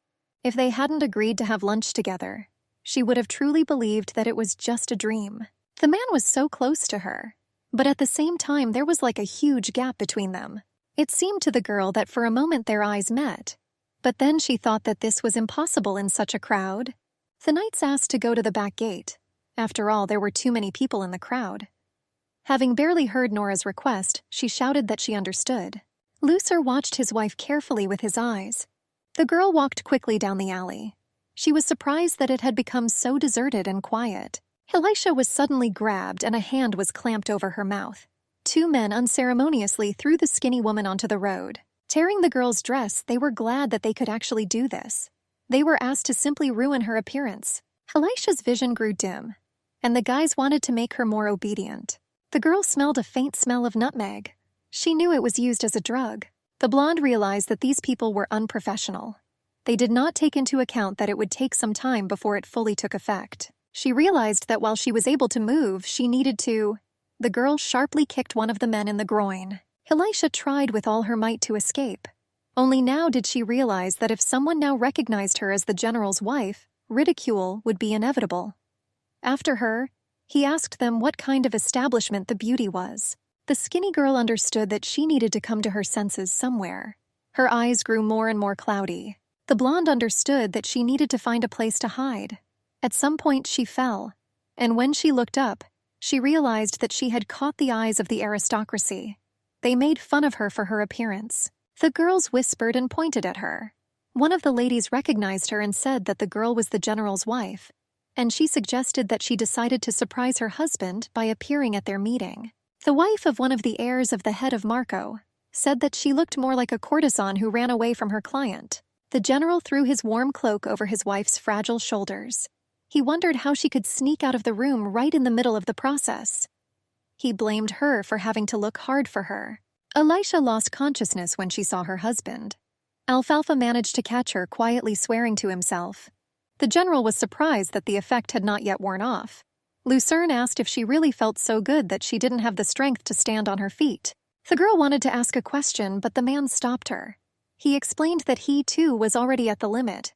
The girls were still whispering among themselves. The brunette took Alicia in his arms and said that she would be punished for keeping him waiting. Marco's wife was surprised that the general and his wife were outside showing tenderness in their underwear. Luyern, hugging the girl to himself, replied that they were going to have lunch together. The general said that even before they reached the place, they were overcome by passion. The ladies oohed and awed, understanding the wishes of the newlyweds, and Lucerne, throwing his exhausted wife on his shoulder, assured that they still had unfinished business. He said that they were forced to leave them soon. Marco's wife looked after the general and his wife. She clenched her fists in frustration. Elisha laid her head on her husband's shoulder. She understood that thanks to him she was able to avoid danger, and it seemed to her that she would not be able to pay him back for the rest of her life, that she had torn an important person away from the parade. She tried to ask how he knew and how he could find her, but her tongue didn't obey her a little. Lucerne spoke quietly in her ear that her mark on her neck was not just a beautiful decoration. Already when they were in the hall, the man told everything, that the knights told him about her disappearance, but it was quite problematic for him to come right away. The girls around looked warily at the strange couple and quietly whispered to each other. Lucerne told his wife that they were now at the hotel, where they had previously planned to meet her. The general, holding Elisha close to him, asked what happened to her. They attacked 2 tramps. The blonde could barely move her tongue. She understood that he had left right in the middle of the event to find her. The man analyzed the smell aloud. Nutmeg and cloves were used as a remedy that caused paralysis. Lucerne asked his wife not to tell him anything more. After all, he understood that her tongue must already be very stiff. Elisha was surprised that the general was worried about her. She told herself that this couldn't happen. and she assured herself that she shouldn't have thought about useless things. Soon our heroine was sitting on the bed under the blanket. Lucerne brought her hot and fresh food to eat. First, he gave her a cup. He said that there was cocoa with alcohol and that this will help her come to her senses. The girl obediently drank the unusual-tasting drink. Suddenly and without a report, a pair of knights ran into the room. Concerned, they rushed to the lady, but each of them was immediately punished by the general for disobeying his magical abilities. Lucerne said that the two of them should try to find an excuse for themselves, and the guys asked to forgive them, and they assured that they would humbly accept any punishment. Elisha assured that in that situation, no one could have imagined that everything would turn out this way, and it's her own fault that she went alone. Lucerne barked at his wife that it was not her place to decide who should be responsible. The girl's hands trembled from her husband's rudeness towards her. Seeing this, he began to reproach himself for his incontinence. He asked the knights if the attackers looked like tramps, and he was sure that if those people were connected to Jacob or Marco, they must already be dead. The general ordered to find them or the corpses of people who had no relatives. The knights answered, "That's right," accepting the order, and soon the door clicked shut behind them. Lucerne stroked his wife on the shoulder, then on her cheek. He asked in a gentle voice how she was feeling. Elisha replied that it became easier for her to move her tongue, but it was still as if weights were attached to my arms and legs. The man kissed his wife tenderly and said that it was sweet for him. The girl asked why he suddenly, but he interrupted her, and he said that he wanted to help her arms and legs get rid of the numbness, and he began to kiss her neck and chest. Having broken away, Lucerne told his wife that if her body warmed up, then her feelings would return sooner. Elisha asked to wait, but the man did not pay attention to her requests. She covered her mouth with her hand, and Lucerne brought his face closer to the girl's thigh.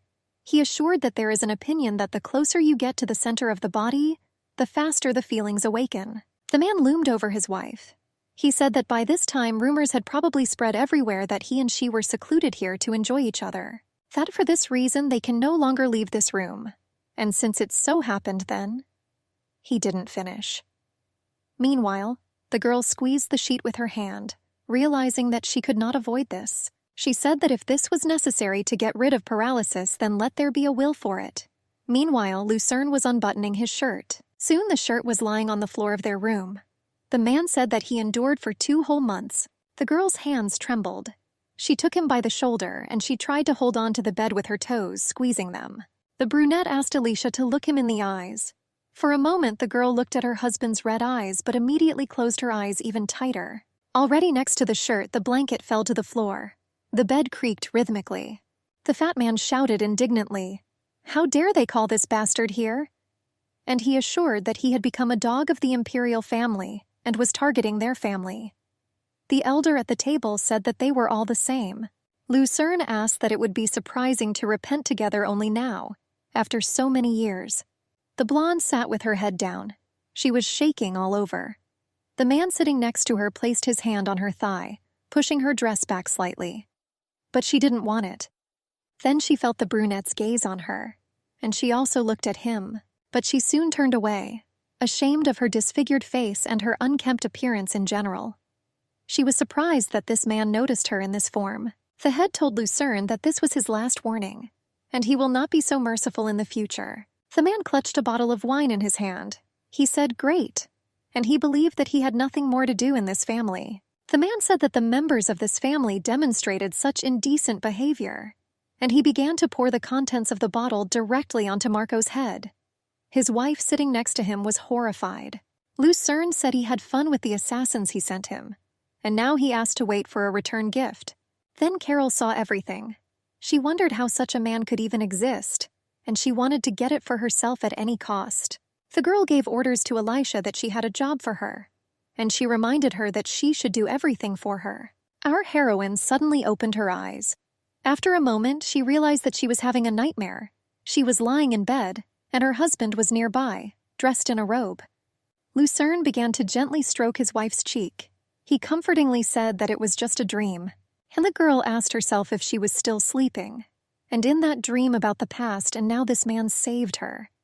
She wondered if it would be a mistake to think that he would treat her with tenderness. It scared her. Lucerne said that he then thought that it was hard for his wife, and so I restrained myself and stopped at one time. But if she continues to look at him like that, then he will have no choice but to live up to her expectations." The brunette began to kiss his wife. She reciprocated his feelings. The couple gave in to their feelings for a long time. Morning has come. Clear weather greeted the city residents. The hotel was already quite lively. The ladies looked back after the couple.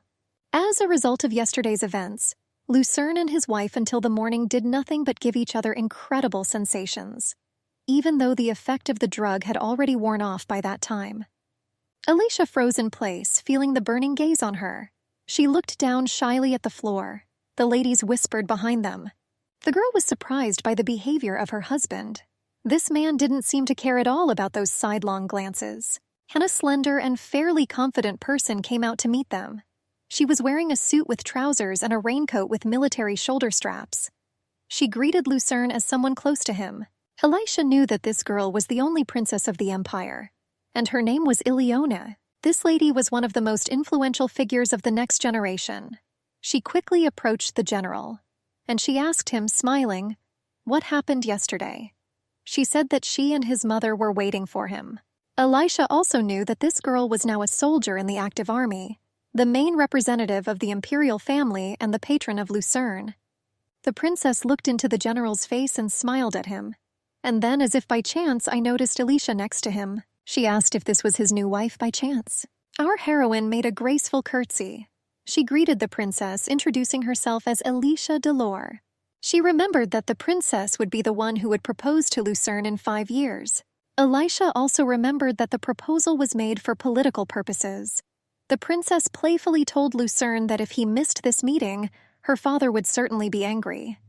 Lucerne promised not to be late, and our heroine noticed that the relationship between her husband and the crowned lady was such that she could calmly address him by name. Meanwhile, Ileoni cooed something cheerfully in the general's ear, and his wife concluded that there could be other reasons. The princess smilingly told Alicia that she was very sorry. She assured that she had so hoped yesterday that Lucerne would introduce his wife, and the girl thought that if they were talking about yesterday, then apparently they meant the dinner to which Lucerne invited her. Ileoni told the girl to come to her palace later, assuring that she would really like to talk to her without rushing anywhere. And Elisha continued to analyze. It turned out that yesterday her husband was not going to eat with her and introduce it to the princess. She clenched her fists in frustration. A black carriage drawn by 4 blacks turned around and drove away from the gate. The maid was looking out the window. She sighed that the gentleman immediately left for a meeting in the palace. She said that if he went there, he would not return from there for several days. Elisha was lying on the bed under the covers. She wondered what had been happening to her lately. She was sad.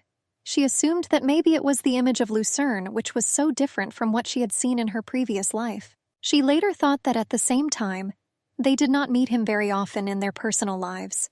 And Elisha learned all the information about him from terrible rumors that he was being persecuted. The girl admitted to herself that compared to all the rumors, her husband was much more gentle. She unconsciously touched her lips, remembering his passionate kisses. At some point, she began to drive away such thoughts from herself, and she reproached herself for thinking about stupid things. Shaking her head, she tried to drive these thoughts away. Elisha saw the maids enthusiastically discussing something. This interested her, and the girl decided to come closer to find out everything herself. Seeing Sophie's serious face, she suspected that something serious had happened. Elisha asked the maid what happened.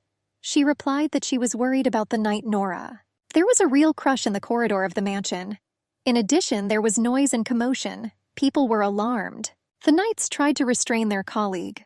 Lapis wanted to say something to the guy.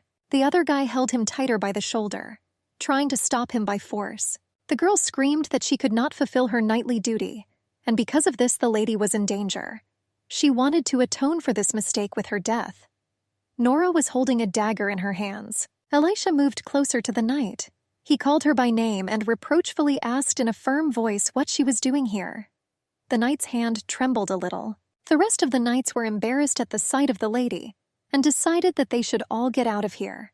When the door slammed behind them, Alicia was left alone with Nora. She said that the knight's life belonged to his master, and she reproached her that Nora, instead of taking responsibility, chose to escape. Elisha believed that this was not conscious and deliberate. Nora turned her face to the wall in shame. Not knowing how to respond to this, Elisha continued to proofread it, wondering that this was her way of taking responsibility. The blonde handed a scarf with a small wreath of white flowers to the knight, and she asked what it was.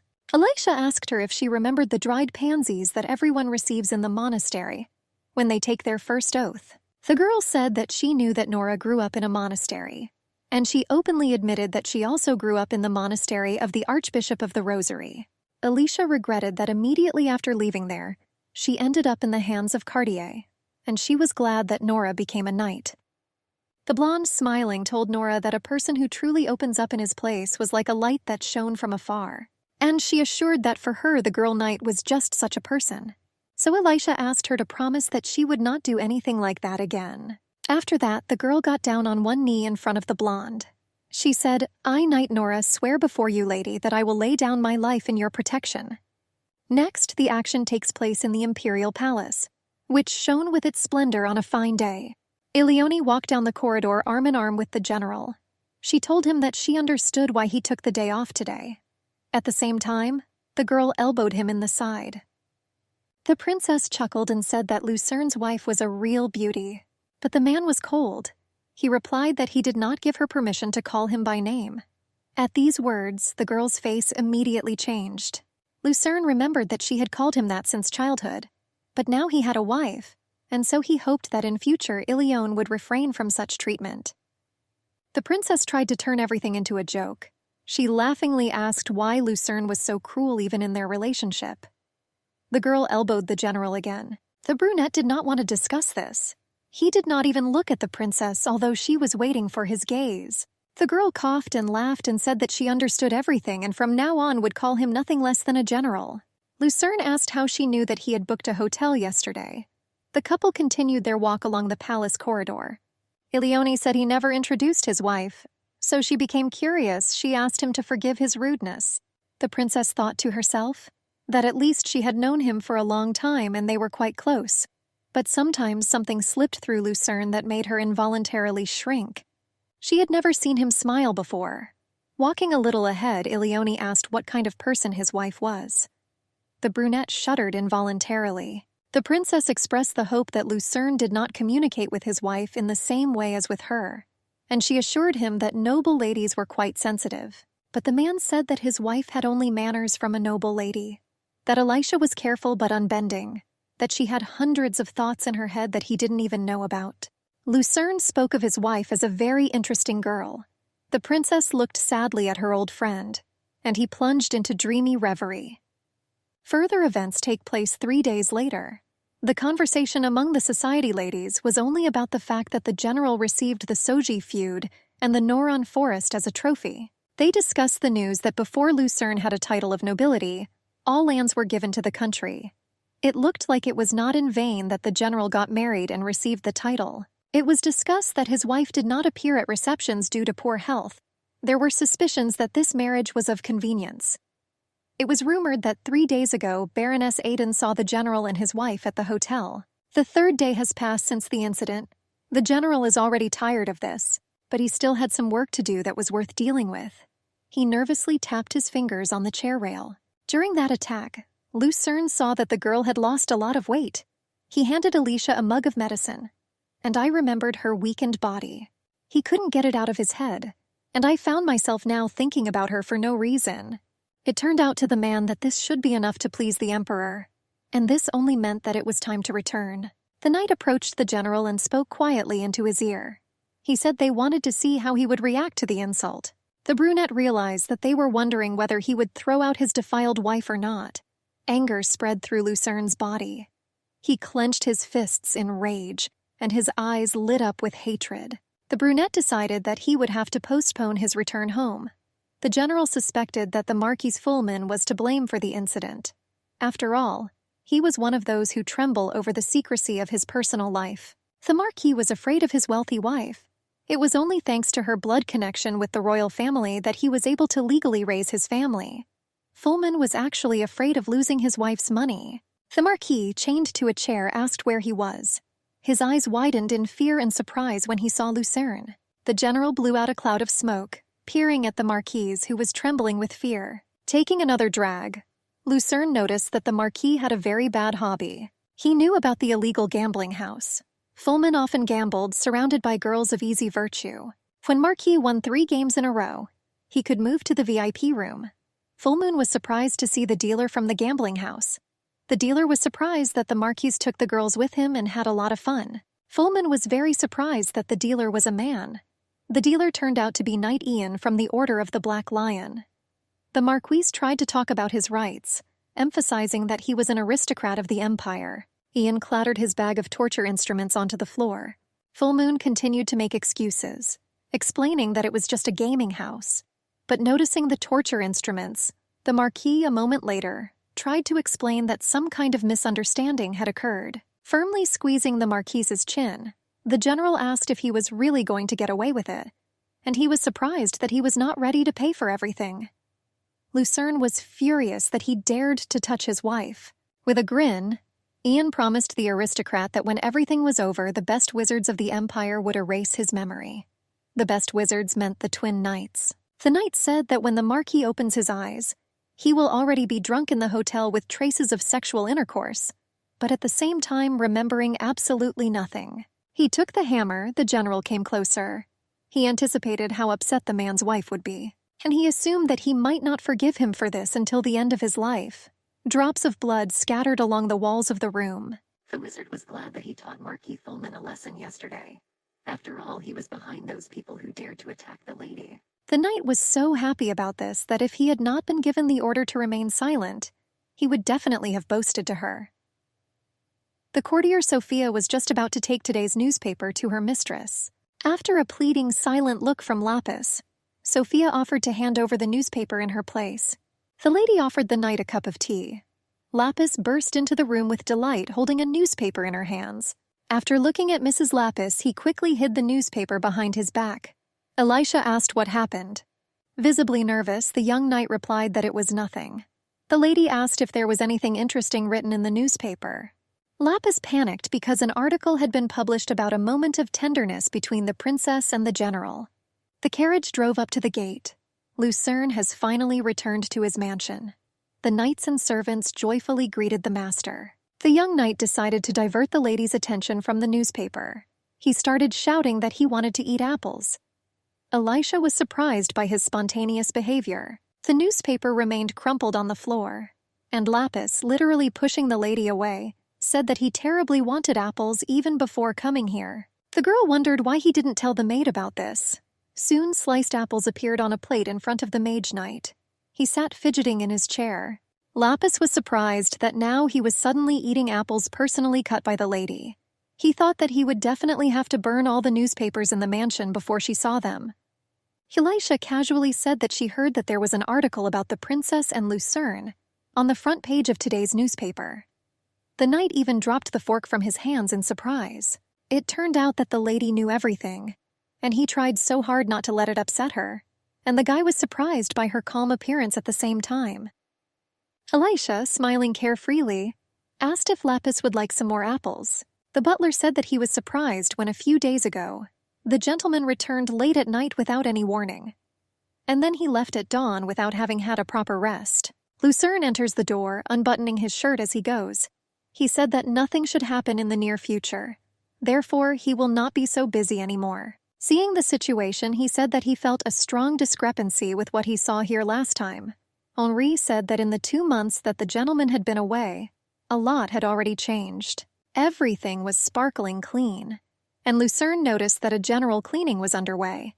The butler confirmed this, clarifying that it was the madam's initiative, that she planned the placement of items in the house, that she organized the storage of expensive things, increased the efficiency of servants through efficient distribution of labor, and it increased people's desire to work, increasing their rest time.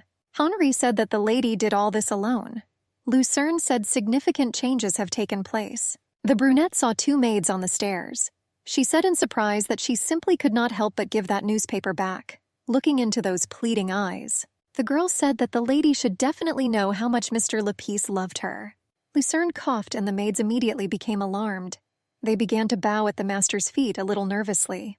Then a joyful knight suddenly burst through the door. In his hands he carried a bag of bread and a ham. He asked the butler from the doorway where the lady was now. The guy wanted to say something else but stopped short when he saw the general. The brunette looked clearly unhappy, and now 3 of them stood in a row with a bow before the master in some fear. Lucerne was surprised that everyone was so eagerly looking for a meeting with his wife, whom he had not even seen himself. He asked the butler a question. He even shuddered a little, and he explained that it was all because the lady was a very kind and caring person. Henri said that she solved the servants' difficulties, and she even sorted out the problem of food, which greatly worried the knights. She raised the productivity percentage of all residents of the mansion. The servants and the knight nodded their heads in agreement in support of the butler's words. Lutzen thought that it was only towards him that Alicia was so careful. His face frowned. The man said that he urgently needed to see his wife, and he asked the butler where she was now. Lapis was pricking a slice of apple with a fork. He was surprised that the lady was not upset by the contents of that newspaper article on its first page. Alicia said that she didn't even know how to answer.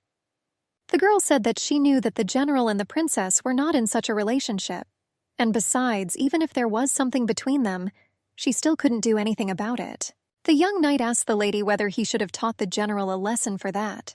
Elisha just laughed, amazed at Lapis's courage. And at this time, Lucerne had already approached the door to the room. He accidentally overheard part of that conversation.